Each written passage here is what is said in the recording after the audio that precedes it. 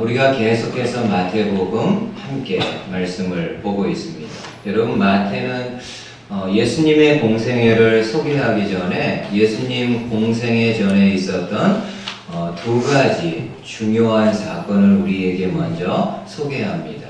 지난번에 나눈 것처럼 하나는 예수님이 세례 요한에게 세례 받으신 사건, 그리고 다른 하나는 예수님이 마지막으로 광야에서 사단에게 시험받는 장면을 함께 보았습니다. 이제 마태는 예수님의 공생애를 본격적으로 소개하려고 하는데, 이 예수님의 공생애 속으로 이제 저와 여러분들이 함께 들어가서 예수님이 어떤 사역들을 하시게 되었는지를 함께 좀 보도록 하겠습니다. 오늘 본문은 예수님의 공생의 시작을 이렇게 언급을 합니다. 한번 12절 말씀 보세요. 예수께서 요한이 잡혔음을 들으시고 갈릴리로 물러가셨다가 나사렛을 떠나 스불론과 납달리 지경 해변에 있는 가버나움에 가서 사셨다. 여러분, 마태는 다른 복음서와는 달리요, 세례 요한의 죽음에 대해서 특별히 언급하지 않고 단지 예수님은 요한이 헤롯에게 잡혔다라는 이야기를 들었을 때 다시 갈릴리로 물러나셨다라고 이야기합니다. 여기 물러났다라는 단어는 전쟁할 때 사용하는 단어입니다. 후퇴했다. 예수님이 세례 요한이 헤롯에게 잡혔다라는 이야기를 듣고 다시 갈릴리로 후퇴했다라고 이야기를 합니다. 여러분, 예수님이 갈릴리로 물러난 것은 헤롯이 결코 무서워서가 아닙니다. 본인이 세례 요한과 관계가 있는 사람이기에 혹 헤롯이 자신을 어떻게 하지 않을까 하는 두려운 마음에 갈릴리로 도망간 것은 결코 아닙니다. 여러 가지 이유가 있을 수 있겠지만은 아직 하나님의 때가 이르지 않았는데, 자신을 향한 하나님의 때가 이르지 않았는데 불필요한 상황들을 만들지 않기 위함입니다. 그리고 마태는 예수님이 갈릴리 나사렛을 떠나서 가버나움으로 이사했다라고 이야기를 합니다. 여러분이 가버나움은 좀 여러분들이 기억할 필요가 있습니다. 이 가버나움이라는 도시는 예수님이 갈릴리 지역에서 공생애 사역을 할 때 아주 중요한 거점 도시가 되는 지역입니다. 예수님이 위쪽의 갈릴리 지역에서 사역하실 때 바로 이 가버나움을 중심으로 해서 갈릴리 인근 지역에 하나님 나라의 복음을 전하게 됩니다. 그리고 유대인들에게는 이 가버나움이라는 그 지역이 상당히 의미 있는 지역입니다. 여러분, 가버나움의 뜻이 무엇인가 하면은 나훔의 마을이라는 뜻입니다. 나훔 하면은 누가 떠오르시나요? 구약의 선지자들 중에 나훔 선지자가 있습니다. 바로 그 선지자를 이야기를 합니다. 나훔의 마을이라. 그리고 실제로 가버나움은 나훔이 태어난 고향임을 성경이 우리에게 보여주고 있습니다. 자, 그러면 한 번 더 생각해 보세요. 여러분, 왜 예수님이 나사렛에서 가버나움으로 이사를 하셨을까요? 나사렛은 너무 작은 도시고 가버나움은 그래도 큰 도시이기 때문에 예수님이 좀 큰 데 가서 본인의 이름을 떨치기 위해서 가버나움으로 이사했을까요? 그렇지 않습니다. 여러분, 다른 복음서를 보게 되면은 예수님이 이사하게 된 배경을 소개하는데, 먼저 누가복음에는 이런 내용을 소개를 합니다. 여러분, 아까 말씀 본 것처럼 예수님은 요한이 잡혔다라는 이야기를 듣고 갈릴리로 물러갔다라고 이야기합니다. 그리고 예수님은 갈릴리 여러 지역을 다니면서 하나님의 말씀을 전합니다. 그리고 당연히 본인이 자라난, 지금까지 자라난 나사렛에 가서도 회당에서 그 마을 사람들, 동네 사람들에게 하나님의 말씀을 전하며 가르칩니다. 동네 사람들 반응이 어떻습니까? 어렸을 때부터, 갓난 아기 때부터 예수님을 봐왔던 사람들입니다. 동네 사람들 반응이 어떻습니까? 너무 놀랍니다. 예수님의 가르침이 너무나도 은혜롭고 다른 서기관들과는 같지 않는 가르침에 너무나도 동네 사람들이 놀랍니다. 근데 다른 한편으로는요, 무시합니다. 이는 목수의 아들이 아니냐, 우리와 함께 있었던 목수 요셉의 아들이 아니냐고 하면서 예수님의 사역을 인정하지 않습니다. 예수님은 동네 사람들, 나사렛 사람들의 그러한 모습, 본인을 인정하지 않는 모습을 보면서 너무 안타까운 마음을 가지고 이런 이야기를 합니다. 구약의 많은 이방인들 중에서 사렙다 과부, 그 다음에 아람 나라의 그 나아만 장군을 이야기하면서 이들이 비록 이방인들이었지만 하나님을 믿음으로 하나님의 큰 은혜를 입었다라고 이야기합니다. 동네 사람들 반응이 어땠을까요? 한번 여러분 누가복음 이 말씀 보세요. 4장에 이렇게 기록을 하고 있습니다. 한번 들어보십시오. 회당에 있는 자들이 이것을 듣고 다 크게 화가 나서 일어나 동네 밖으로 예수님을 쫓아내어 그 동네가 건설된 산 낭떠러지까지 끌고 가서 밀쳐 떨어뜨리고자 하되 예수께서 그들 가운데로 지나서 가시니. 여러분, 사람들의 반응이 어떻습니까? 예수님이 그 나사렛 사람들, 안타깝게도 본인을 인정하지 않고 받아들이지 못하는 동네 사람들을 향해서 봐라, 구약의 이방인들 중에서 이런 몇몇의 사람들은 이방인들이지만 하나님을 믿음으로 받음으로 큰 하나님의 은혜를 받은 적이 있지 않냐. 동네 사람들이 이 이야기를 듣고 화를 냅니다. 왜요? 그럼 우리는 이방인보다도 못한 그런 사람들이냐고 이렇게 생각하면서 예수님을 향해 더 화를 냅니다. 어떻게까지 했다고요? 예수님을 죽이려고까지 합니다. 낭떠러지로 예수님을 끌고 갔는지 밀고 갔는지는 모르겠지만 낭떠러지 끝에 세워가지고 예수님을 그 낭떠러지에 떨어뜨려 죽이려고까지 하게 됩니다. 여러분, 이 사건 후에 예수님은 자신을 데쳐가는 나사렛을 떠나 가버나움으로 이사를 가게 됩니다.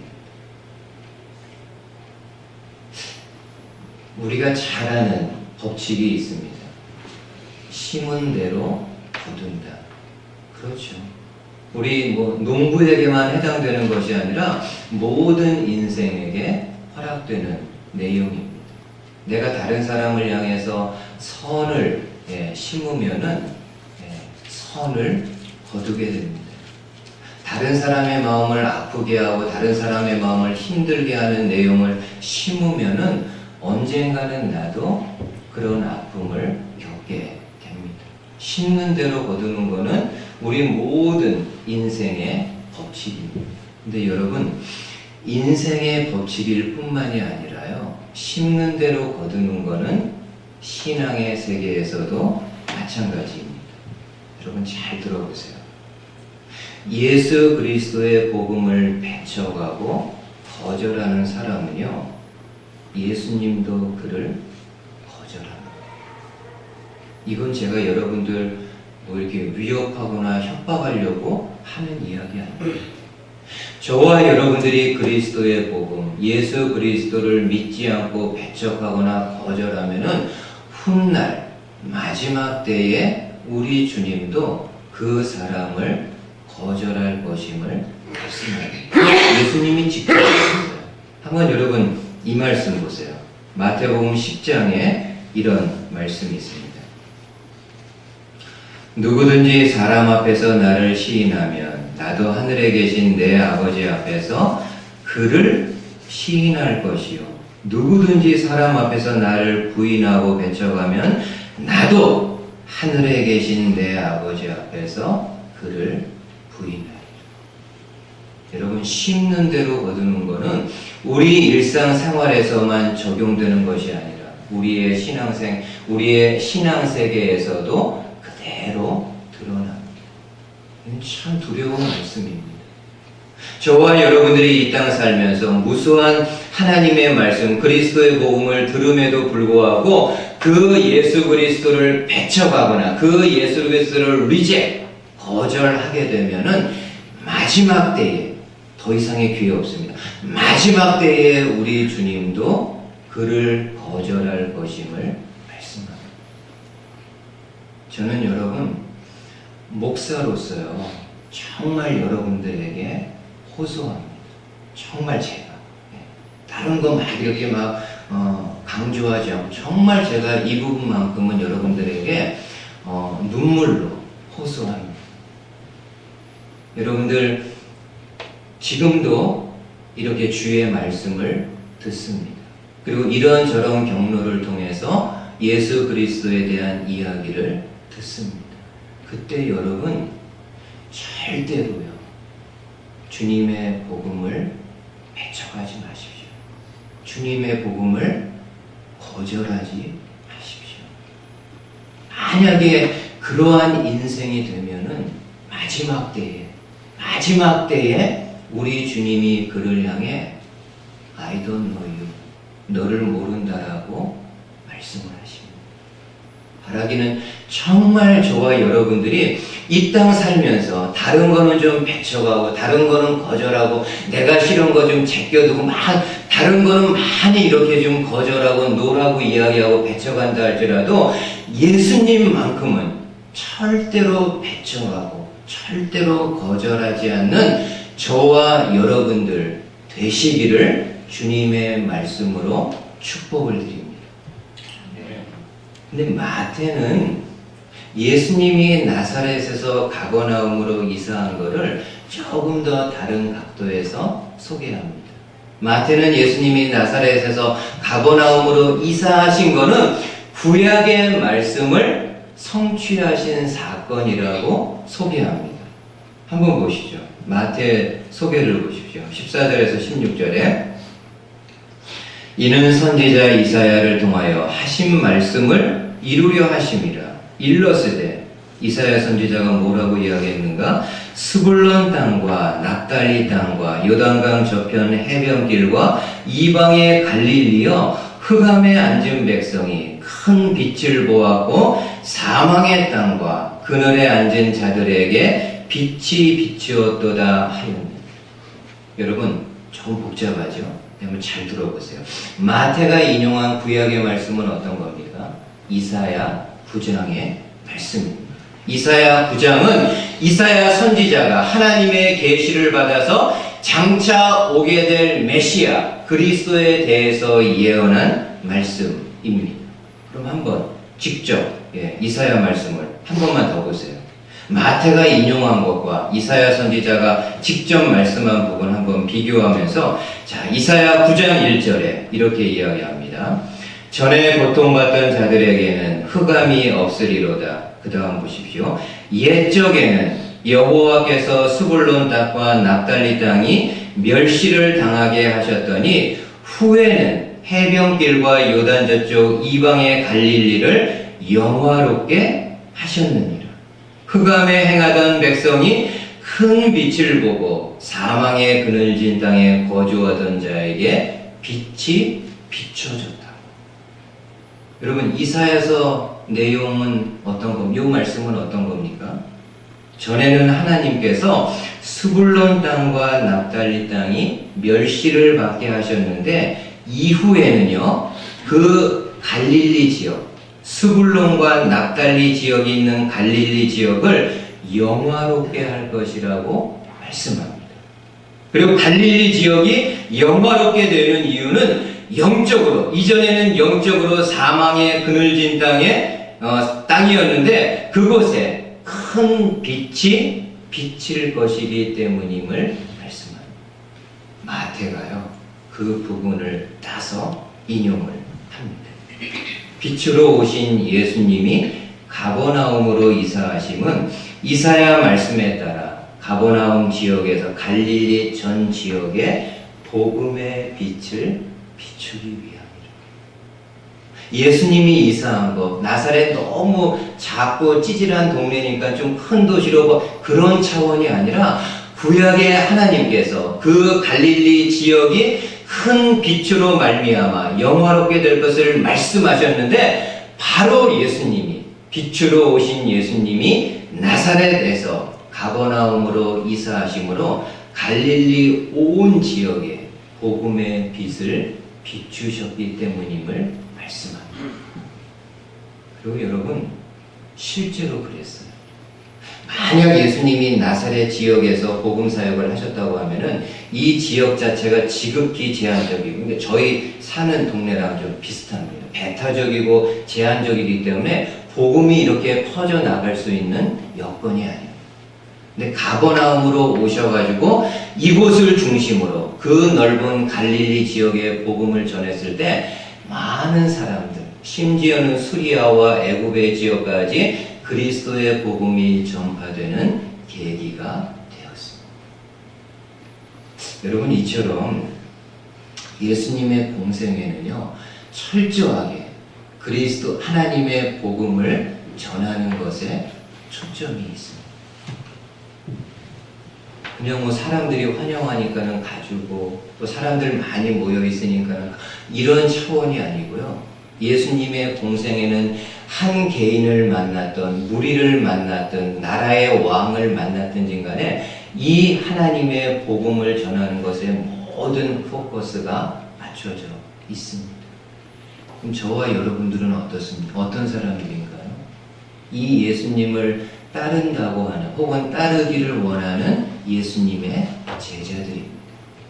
그러면 당연히 우리 삶의 핵심, 우리 삶이 지향해야 되는 것은 예수님과 같이 내가 알고 있는 이 복음, 내가 믿고 있는 이 복음, 내가 받은 이 복음을 주변의 사람들, 특별히 가족들이나 주변에 내가 관계하는 사람들 가운데 아직 알고 믿지 못하는 사람이 있으면 이 복음을 전하는 것이 저와 여러분들의 사명입니다. 이 사명 잘 감당할 수 있는 저와 여러분들 되실 수 있기를 주님의 말씀으로 권면을 드립니다. 하나만 더요. 하나만 더. 여러분, 예수님이 공생애를 시작하면서 첫 일성은 어떤 거였을까요? 여기 17절에 소개합니다. 마태복음 4장 17절 이렇게 말씀합니다. 이때부터 예수께서 비로소 전파하여 이르시되 회개하라 천국이 가까이 왔느니라 하시더라. 이때부터 예수께서 비로소 전파하여 이르시되 회개하라 천국이 가까이 왔느니라 하시더라. 여러분, 이 예수님의 말씀은 또 누구를 생각하게 하나요? 예수님의 길을 예비했던 세례 요한을 생각나게 합니다. 요한도 본인의 사역을 할 때 이스라엘 백성들에게 했던 이야기가 똑같습니다. 회개하라, 천국이 가까이 왔느니라. 여러분, 이 말씀을 가만히 생각해 보다 보면은요, 잘 이해가 안 될 수 있습니다. 한번 보세요. 여러분이 믿고 있는 천국은, 우리가 믿고 있는 천국은 어떤 나라인가요? 죽으면 사후에 가는 나라로 생각을 합니다. 근데 지금 예수님은 좀 다르게 오히려 천국이 가까이 오고 있다, 가까이 왔다라고 말씀을 합니다. 무슨 의미일까요? 다른 복음서에 보면 예수님은 천국이 우리와 얼마나 가까이 왔는지를 예수님 자신이 이렇게 이야기합니다. 한 번은 바리새인들이 예수님에게 물어봅니다. 하나님의 나라가, 천국이 언제 임하느냐?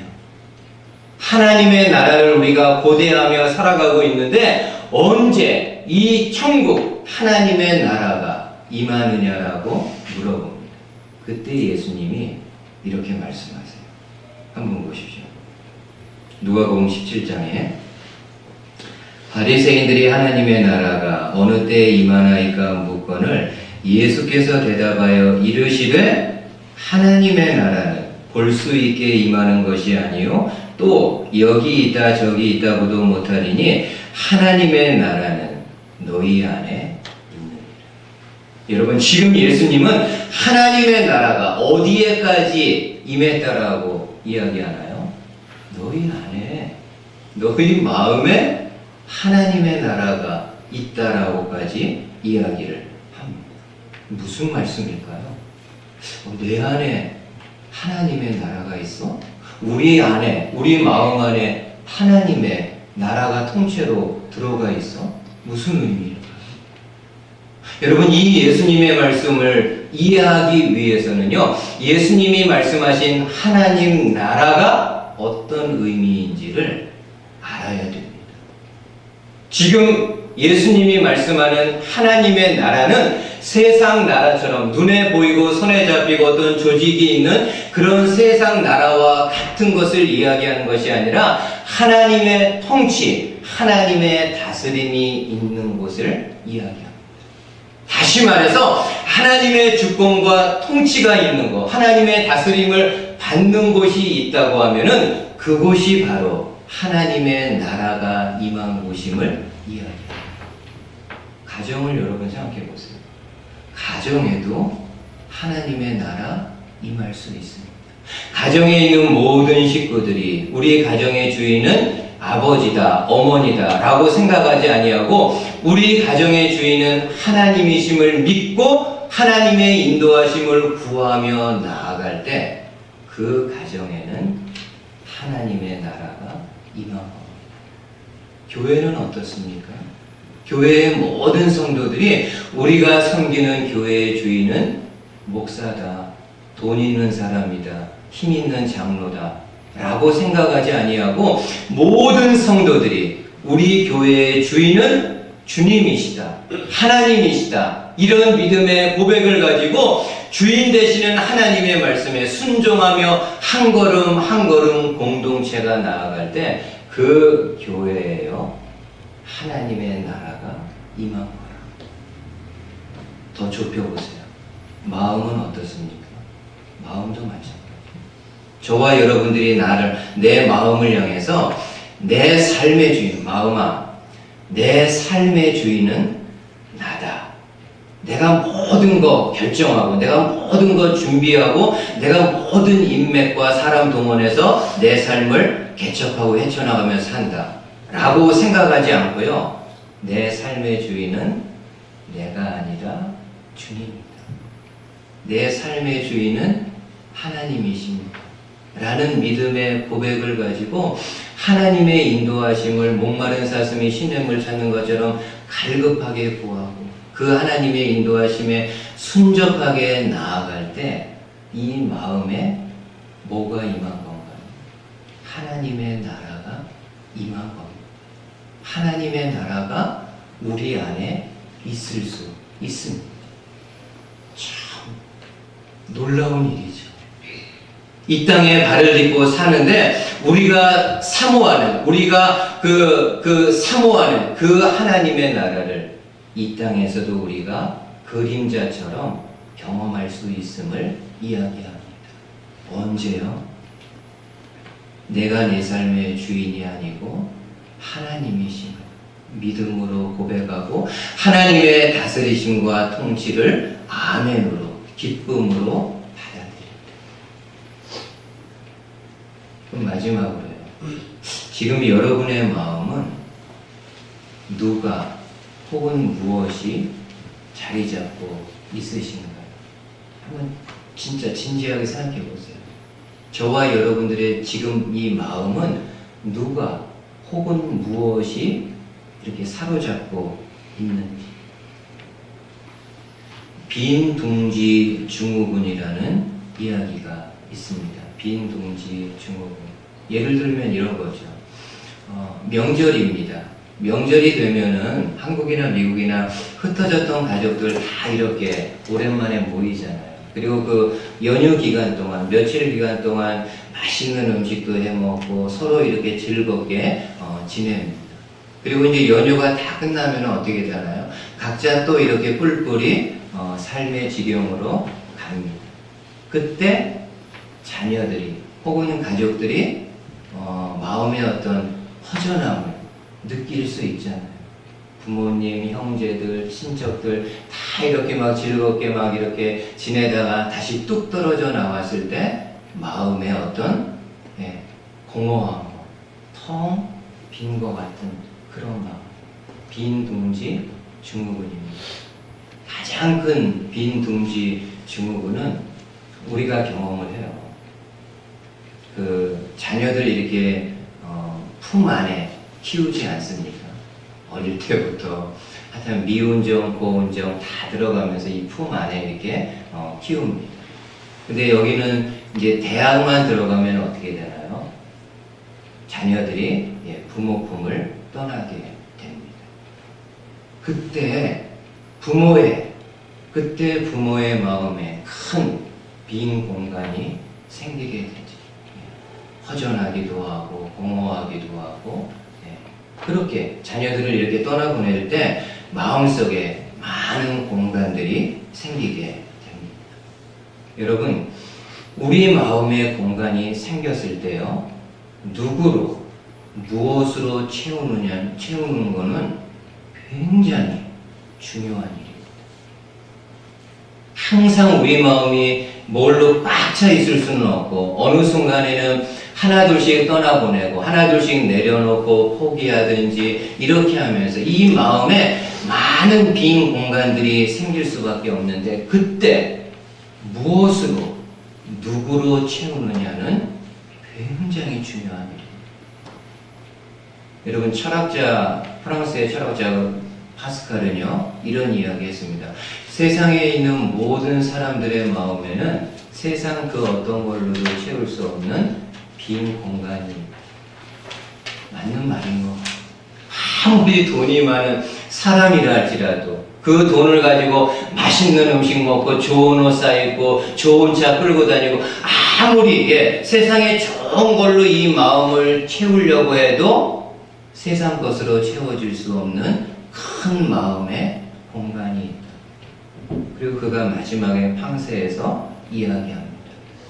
하나님만이 그 인간의 빈 공간을 채울 수 있다. 세상의 그 어떤 걸로는 채워지는 것 같지만 다시 갈증을 느낄 수밖에 없지만은 하나님만은 그 빈 공간을 채울 수 있다라고 이야기합니다. 저는 철학자의 말로 받지 않고 하나님의 말씀으로 받아도 무방하다고 생각합니다. 오늘 주님이 이야기하잖아요. 너희 안에 하나님 나라에 있다. 언제요? 내가 내 삶의 주인이 아니고 하나님이심을 고백하고 하나님의 다스려 주심, 하나님의 통치를 구하며 나갈 때 부족하지만 이 마음이 그리스도 예수로 인해서 하나님의 나라가 자리 잡는 겁니다. 저는 이 자리에 계신 모든 성도님들이 마음이 비어져 갈 때 다른 세상의 그 어떤 걸로 메꿔 나가는 것이 아니라 그리스도 예수를 통해서 여러분들 마음속에 하나님 나라가 점점 확장되고 점점 넓어지는 성도님들 되실 수 있기를 주님의 말씀으로 축복을 드립니다. 아멘. 한번 여러분 잠깐